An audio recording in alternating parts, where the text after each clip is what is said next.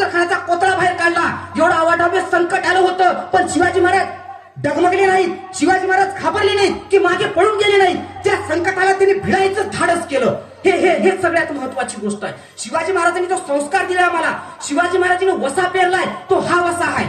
आम्ही हल्ली बघतो, कोणतंही निवडणूक घ्या, कोणतंही राजकारण घ्या, फुटीरतावाद्याशिवाय काहीच नाही. एका पक्षातून निवडून आलं की दुसऱ्या पक्षात जायचं, दुसऱ्या पक्षातून निवडून आलं की तिसऱ्या पक्षात जायचं. पण शिवाजी महाराजांच्या मावळ्यांनी कधी दगाबाजी केली नाही. शिवाजी महाराजांनी तसं मावळे उभे केले होते. दिलेर खानाचं अजून मुरारबाजीचं युद्ध चालू झालं. मुरारबाजीचं आरस पाणी शौर्य बघून दिलेर खानाचे डोळे विस्फारले.